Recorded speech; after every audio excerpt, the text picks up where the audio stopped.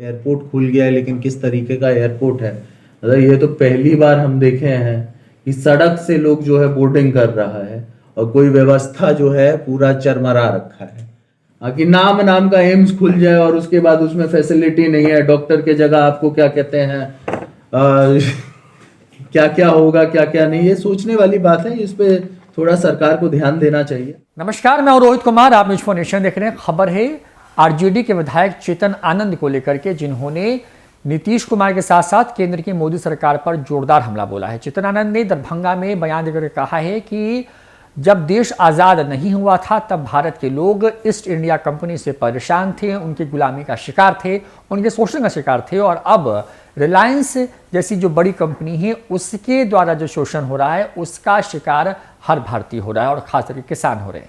दरअसल किसान बिल को लेकर के जिस तरीके से देश भर में बवाल मचा हुआ है, जिस तरीके से दिल्ली की सीमा पर बड़ी संख्या में किसान पिछले 1 महीने से ज़्यादा वक्त से धरने पर हैं, तो इन तमाम चीज़ों का जिक्र करते हुए किस तरीके से चेतन आनंद ने बिहार सरकार के साथ साथ नीतीश सरकार के ऊपर जोरदार हमला बोला है, तो किस तरीके से चेतन आनंद ने बिहार की नीतीश सरकार के साथ साथ केंद्र की मोदी सरकार पर जोरदार हमला बोला है, सुनवाते हैं आपको।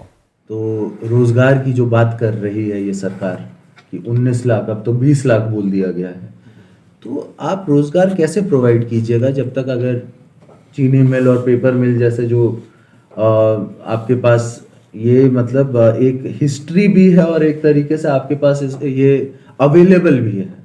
हाँ, और जो अवेलेबल फैक्ट्री है अगर वही नहीं चलेगा तो फिर रोजगार कहाँ से पैदा होगा, ये सोचने वाली बात है। आज क्या हो रहा है पूरे देश में, हाँ पूरे देश का तो पहले अभी नहीं, लेकिन अगर आप दरभंगा में ही बात कीजिएगा तो एयरपोर्ट खुल गया है, लेकिन किस तरीके का एयरपोर्ट है।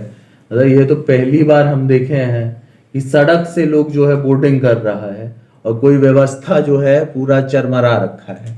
हाँ, तो ऐसा कोई नाम का एयरपोर्ट अगर खुलना था तो फिर कोई फायदा ही नहीं है। हाँ, एयरपोर्ट होना चाहिए, ढंग से बनाना चाहिए। आज एयरपोर्ट का अगर रनवे आप देखिएगा, हम तो आप लोग को सलाह देते हैं कि जा करके देखिए, उधर प्लेन नहीं बुलडोजर चल रहा है।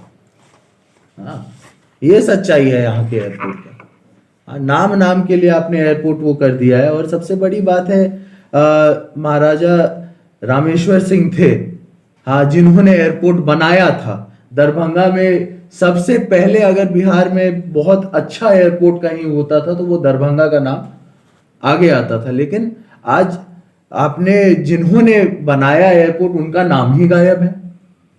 हम तो कहेंगे कि उन्हीं के नाम पे बनाते तो अच्छा रहता, क्योंकि पूरे दरभंगा में मतलब ये अंग्रेज लोग बड़ाई करते थे कि किस हिसाब का यहाँ का एयरपोर्ट था उस टाइम। हाँ, और आज एयरपोर्ट आपने जैसे तैसे खोल लिया। वो आधा आपको क्या कहते हैं इसका वायुसेना का है, आधा आपको क्या कहते हैं कमर्शियल है। तो सिविल एविएशन को इस पे ध्यान देना चाहिए। और खास करके अगर आप कुछ करना चाह रहे हैं, सब कुछ आज दरभंगा में आ रहे हैं। DMCH भी आप देख रहे हैं कि यहाँ पर है, उसके बाद एम्स भी आ रहा है। अच्छी बात है, अच्छा लगता है कि यहाँ पर आप सारी सुविधाएं दे रहे हैं, लेकिन बात यह है कि अगर एम्स का भी हाल एयरपोर्ट जैसा ना हो जाए, इसी बात का हमको फिक्र है। कि नाम का एम्स खुल जाए और उसके बाद उसमें फैसिलिटी नहीं है, डॉक्टर के जगह आपको क्या कहते हैं क्या क्या होगा क्या क्या नहीं, ये सोचने वाली बात है। इस पे थोड़ा सरकार को ध्यान देना चाहिए।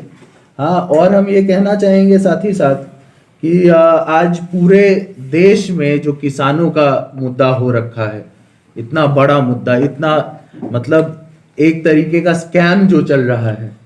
हाँ, लगातार आप लोग देख रहे होंगे कि बड़े से बड़ा फैक्ट्री, बड़े से बड़ा उद्योग, चाहे HAL की बात करते हैं, हाँ, हिंदुस्तान एरोनॉटिक्स वाला जो आपको था लिमिटेड, तो उसमें भी अगर आप देखिएगा रिलायंस को दे दिया गया।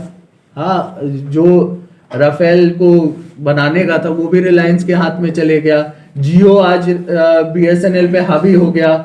हर एक चीज में, हर एक सेक्टर में, या फिर वो अदानी के हाथ में जा रहे हैं या अंबानी के हाथ में जा रहे हैं। ये सोचने वाली बात है।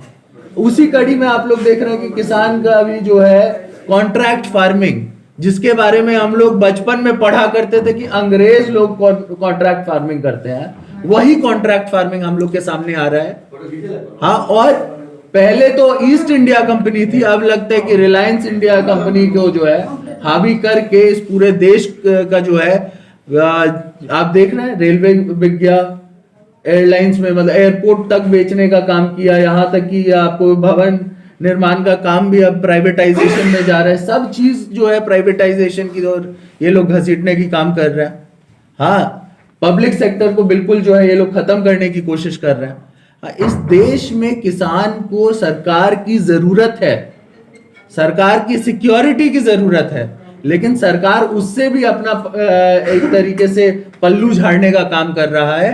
और पूरा का पूरा जिस तरीके से जियो और बीएसएनएल वाला सिस्टम लाया गया था, उसी सिस्टम के आधार पे आपको क्या कहते हैं, ये आज किसान बिल आया है। ये लोग धीरे धीरे अपना सरकारी जो व्यवस्था होती थी, सरकारी जो आपको पैक्स वैक्स होता था, ये सब खत्म करने की कोशिश की जा रही है।